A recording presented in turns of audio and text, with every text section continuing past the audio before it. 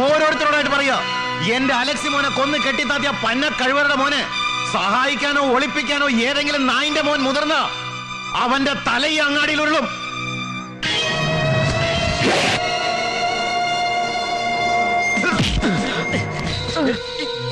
എന്റെ അലക്സിമോൻ ചത്ത ഒരാപത്ത് നാട് നീങ്ങിന്ന് വിചാരിക്കണ ഒരു പുല്ലനും ഈ അങ്ങാടി വേണ്ട, മനസ്സിലാണോ? ഈ ചന്തയിലിട്ട് ഉത്തമൻ എന്റെ അലക്സിമോൻ അടിച്ചു, കൊല വിളിച്ചു. എന്നിട്ടും കയ്യും കെട്ടി നോക്കി നിന്ന പുലിമുറ്റത്ത് ഉപ്പും ചോറും തന്നിട്ടുള്ള പുല്ലൂരാകുന്നിലെ സർവേരപ്പാളുകളോടും കൂടി പറയുകയാണ്, ഉത്തമന് വായിക്കരിയിടാൻ ഒരു പിടി അരി എടുത്ത് പിടിച്ചോ. ആ ശവത്തിന്റെ ആരെങ്കിലും എവിടെയെങ്കിലും ഉണ്ടെങ്കിൽ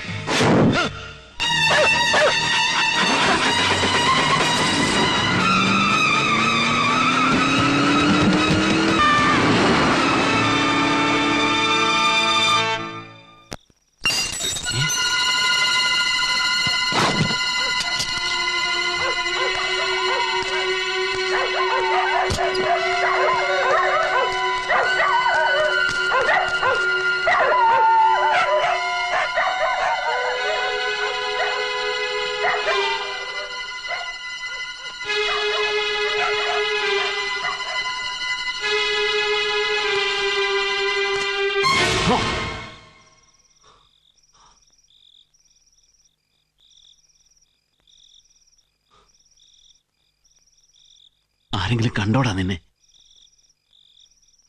വാ, അകത്തേക്ക് വാ. വേണ്ട, ഇപ്പൊ അമ്മ എന്നെ കാണണ്ട. എനിക്കും അതിന് കഴിയില്ല. പുലരുന്നതിന് മുമ്പ് ഒരുപാട് ദൂരം തിരിച്ചു നടക്കാനുള്ളതാ. എവിടെയായിരുന്നു നീ? വടക്കമ്മല കയറി. ഈശ്വര, സാരല്ല സാരല്ല.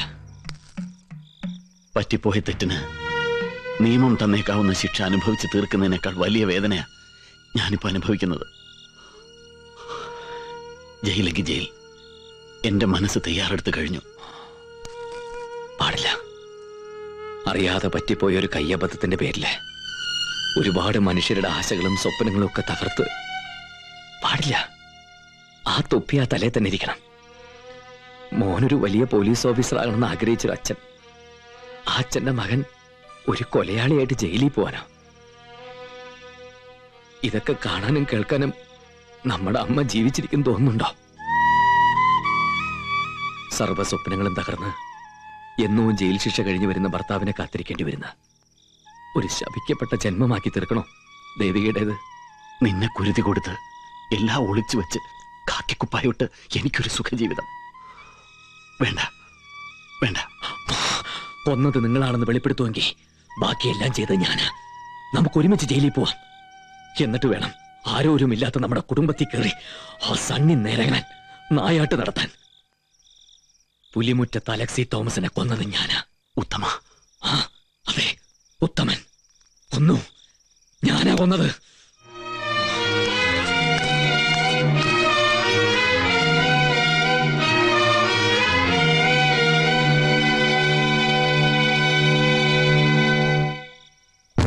ഒന്നും എന്തിനാണെന്ന് പറയടാ.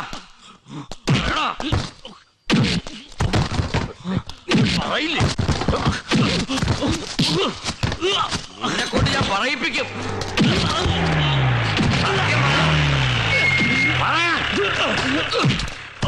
പറയില്ലേ? ഒന്നും എന്തിനാന്ന് പറയടാ. പറയടാ. പറയാനാ പറഞ്ഞത്. കുറ്റം സമ്മതിച്ചല്ലോ, പിന്നെ എന്തിനാ ക്രൂരത? Is it official or personal? താനിവിടുത്തെ എസ് ഐ.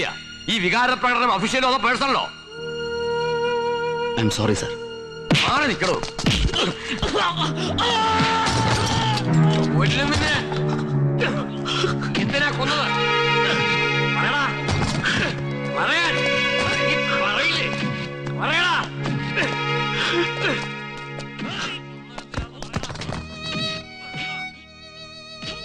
രാവിലെ കയറി വന്ന് കുറ്റസമ്മതം ഒപ്പിട്ട് കൊടുത്തു. അവനെന്നെ തോൽപ്പിച്ചല്ലോ ചെറിയാൻ ചേട്ടാ, വല്ലാതെ തോൽപ്പിച്ചല്ലോ. എന്റെ കുറ്റസമ്മതം ഈ യൂണിഫോം അഴിച്ചു വെച്ച് ജയിലിന്റെ നട കയറാൻ തീരുമാനിച്ചിറങ്ങിയതാ ഞാൻ. പക്ഷെ അവൻ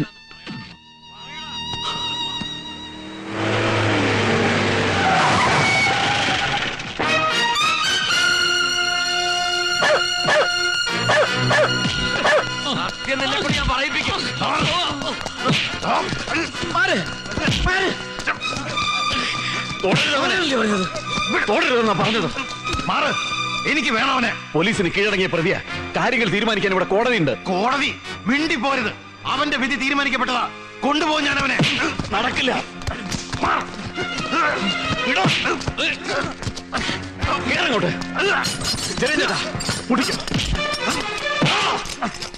1000 താഴ്ത്ത് പൂട്ടിയാലും ഈ നാട് മുഴുവൻ ഇവന് കാവല് നിന്നാലും പുല്ലൂരാങ്കുന്നിൽ ഇവന്റെ ചോര വീണിരിക്കും, വീഴ്ത്തിയിരിക്കും ഈ സണ്ണി തോമസ്. അവനെ വിടാനാ പറഞ്ഞു.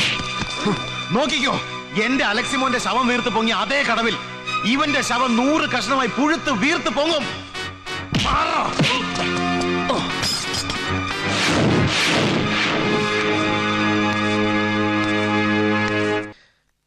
എന്റെ കൃഷ്ണ,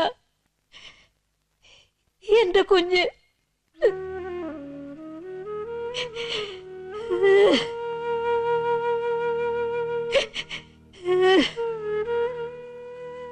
അമ്മേ, ദാ കുടിക്കേ. ഈശ്വര, എന്റെ കുട്ടി എന്തിനാ അവനിങ്ങനെ ചെയ്തത്? അവൻ ചെയ്യില്ല. അതിനൊന്നും കൈ ഉറയ്ക്കുന്നവനല്ലല്ലോ. എനിക്ക് എന്റെ കുട്ടിയെ ഒന്ന് കാണണം. അതെ, ബന്ധവും സ്നേഹമൊക്കെ ശരി തന്നെ. കൊലക്കേസിലെ പെട്ടിരിക്കുന്നത് എന്ന് കരുതി വലിച്ചെറിയാൻ പറ്റുമോ?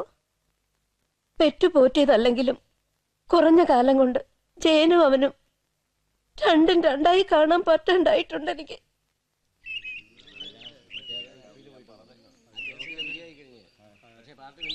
CC 320/2000 കേസിലെ പ്രതി ഉത്തമന് താഴെ പറയുന്ന വ്യവസ്ഥകളിന്മേൽ ഈ കോടതി ജാമ്യം അനുവദിച്ചിരിക്കുന്നു. കേസിന്റെ കാര്യത്തിനാണെങ്കിൽ നാളെ കോടതി വന്നാ മതി. ഞാനിന്ന് അല്പം തിരക്കിലാ. വേണ്ടപ്പെട്ട ചിലരുടെ കൂടെ വന്നിട്ടുണ്ടേ. ചെറിയ സാറിന് ഓർമ്മയുണ്ടോ? പണ്ട് നമ്മുടെ സ്റ്റേഷനിലുണ്ടായിരുന്ന ഒരു എയ്ഡ് വേലായൻ സാറിന്. അത് തന്നെ. ഈ സബ് ജയിലിൽ ചെന്ന നട്ടകിട്ടി പതുവ ആർക്കായാലും 2 എണ്ണം കിട്ടും. ഇപ്പൊ അവിടെ ഇടിക്കാൻ നിൽക്കുന്ന ആരാ? ഈ മീശ വേലായുധനാ. എന്നെ കണ്ട വഴിക്കൊരു ഒറ്റ വിളിയാ, ഉത്തമ നീ എന്നടാ ജയിലിൽ കയറിയെന്ന്. ഞാൻ പറഞ്ഞ എന്റെ പൊന്ന് സാറേ, നാട് ഭരിച്ച പ്രധാനമന്ത്രി, മുഖ്യമന്ത്രി, MLA-മാര്, കോടീശ്വരന്മാര് വരെ കോടതിയും ജയിലായിട്ട് കയറി ഇറങ്ങണ ഈ കാലത്ത് ഞാൻ ഇതിന്റെ അകമൊക്കൊന്ന് കണ്ടോട്ടെ, കാശ് കൊടുത്ത് ടിക്കറ്റ് എടുക്കണ്ടല്ലോ എന്ന് ഞാൻ. കൊള്ളാം, നല്ല മറുപടി. എന്താ സ്വാമി, വീട്ടിൽ വന്നിട്ട് കുടിക്കാൻ ചായയും കാപ്പിയൊന്നും ഇല്ലേ? ആകെയുള്ള വേലക്കാരൻ ലോട്ടറി പോലെയാ. വന്നാ കാണാം. വല്ല ചായയോ അടുക്കളയിലെ സാധനങ്ങളൊക്കെ ഉണ്ടല്ലോ സ്വാമി. ഓ, എങ്കിൽ ബാക്കി കാര്യം ഞാൻ ഏറ്റവും. ഇവിടെ കാപ്പി, ഇവിടെ ചായ. സ്വാമിക്ക് പിന്നെ വൈകുന്നേരം 7 മണി കഴിഞ്ഞാൽ ജം ജം നല്ല കാച്ചി കാച്ചണ്ടേ.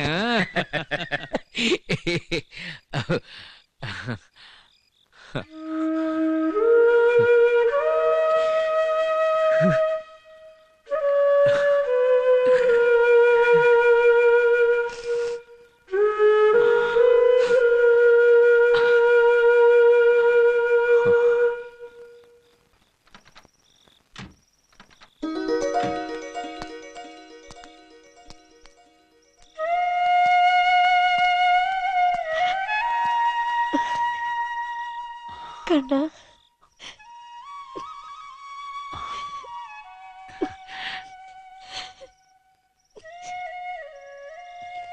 മോനെ, എന്തോരം കണ്ണീര് കുടിച്ചു അമ്മ.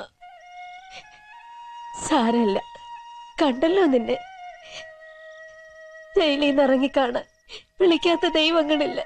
എനിക്കറിയാം, എവിടെ എനിക്ക് ഒരു ദോഷവും വരില്ല, ഒരാപത്തും വരില്ല. അമ്മയുടെ പ്രാർത്ഥന കാവലുണ്ടാവും. എത്ര ദിവസമായി എന്റെ കൈകൊണ്ട് ഒരുപിടി ചോറുണ്ടിട്ട് എന്റെ കുട്ടി. വേണം, അത് ആശിച്ച് തന്നെയാ വന്നത്. അമ്മേ, ഇനി ഇവൻ എങ്ങും പോണില്ല. കേസ് വിളിക്കണ വരെ ഇവിടെ തന്നെ കാണും. ഞാനും കുറച്ചു ദിവസം ലീവ് എടുക്കാൻ പോവാ. നീ പുറത്തേക്കൊന്നും പോണ്ട. അവൻ എവിടെ പോവാനാ? നോക്കിയാ കാണുന്നിടത്തും വിളിച്ചാ കേൾക്കുന്നിടത്തും ഉണ്ടാവണം എന്റെ കുട്ടി. കൈയും മോഹം കഴിയിട്ട് വാ, ചോറിന. ആ ദേവി, ഒരു മുറി ഒരുക്കിക്കോളൂ ഇവന്.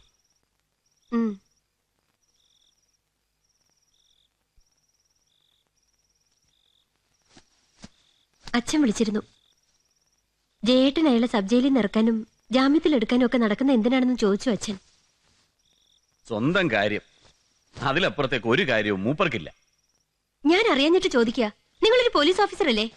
ഒരു കൊല ചെയ്ത് ജയിലും കോടതിയും കുഴപ്പങ്ങളും ഒക്കെ ആയിട്ട് നടക്കുന്ന ഒരാൾക്ക് വേണ്ടി ഇങ്ങനെയൊക്കെ നമുക്കതിന്റെ ആവശ്യമുണ്ടോ? ആവശ്യമുണ്ട്. നിനക്കത് പറഞ്ഞാൽ മനസ്സിലാവില്ല. അതെ, ഈയിടെയായിട്ട് ജയേട്ടനെ എനിക്ക് അങ്ങോട്ട് മനസ്സിലാവണില്ല. നമ്മുടെ കല്യാണ ദിവസം അന്ന് തുടങ്ങിയതായി നാശം പിടിച്ച പ്രശ്നങ്ങള്. മൂടി കെട്ടിയ മുഖമായിട്ടല്ലാതെ ജയേട്ടനെ പിന്നെ ഞാൻ കണ്ടിട്ടില്ല. കുറെ ലീവ് എടുത്ത് അവിടെ പോകും ഇവിടെ പോകുന്നൊക്കെ പറഞ്ഞിരുന്നതാ. ഒരുപാട് ഒരുപാട് ആശിച്ചിരുന്നതാ. യാത്രകളും ആഘോഷങ്ങളും ഒക്കെ അവിടെ നിൽക്കട്ടെ, നേരെ ചുവന്റെ മുഖത്തേക്കൊന്ന് നോക്കാൻ നേരം കിട്ടിയിട്ടുണ്ട് ജയേട്ടന്. എല്ലാം കഴിഞ്ഞപ്പോ ദേ ത്യാഗം സഹിച്ച് ജയിലിൽ നിറക്കി കെട്ടിയെടുത്ത് വീട്ടിൽ താമസിപ്പിക്കാൻ കൊണ്ടുവന്നിരിക്കുന്നു. സൽക്കരിക്കാനും കിടക്ക് വിരിക്കാനും ഇനി എനിക്ക് വയ്യ. അനുഭവിച്ചിടത്തോളം മതിയായി. ദേവി, ഇത്രയ്ക്ക് മനസാക്ഷി കെട്ടവളായി പോന്നു നീ. നമ്മളെയൊക്കെ അമ്മയും ജ്യേഷ്ഠനും ജ്യേഷ്ഠത്തി അമ്മയൊക്കെ ആയിട്ട് കാണുന്ന അവന്റെ മനസ്സ് നിനക്കൊന്നും മനസ്സിലായിട്ടില്ല. മനസ്സിലായിടത്തോളം മതി.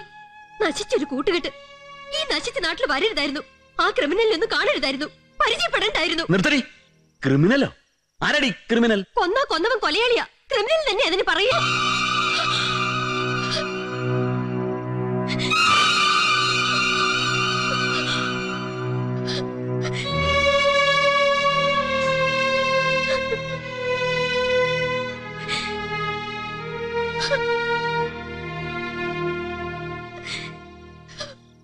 ഇനിയും പറഞ്ഞില്ലെങ്കിൽ ഒന്നും അറിയാതെ പാവം നീ തെറ്റുകാരിയാവും. അറിയോ നിനക്ക് നീ ക്രിമിനലാന്ന് പറഞ്ഞത് ആരെയാന്ന്? എന്റെയും നിന്റെയും നമ്മുടെ കുടുംബത്തിന്റെയൊക്കെ ജീവിതം ഇന്ന് നിലനിൽക്കുന്നത് സ്നേഹിക്കാൻ മാത്രം അറിയാവുന്ന ഈശ്വര തുല്യമായൊരു മനസ്സ് അവനുള്ളതുകൊണ്ടാ. നിന്റെ കഴുത്തി കിടക്കുന്ന താലി അവന്റെ ത്യാഗമാ. സ്വന്തം ജീവിതം പണയം വെച്ചുകൊണ്ടുള്ള സ്നേഹം. കൊന്നവൻ കൊലയാളിയാണെങ്കിൽ, ക്രിമിനലാണെങ്കിൽ, ആ ക്രിമിനൽ നിന്റെ മുമ്പിൽ നിൽക്കുന്ന ഞാനാ.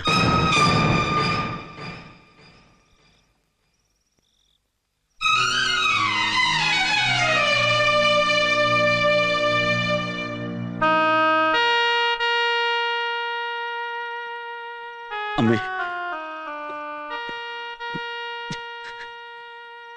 ഞാനാ അമ്മേ. എന്റെ കണ്ണ്.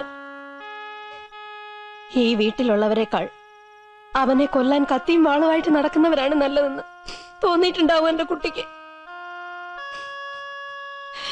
വിളമ്പി വെച്ചതിന്റെ മുമ്പിൽ നിന്ന് അവൻ ഇറങ്ങിപ്പോയി.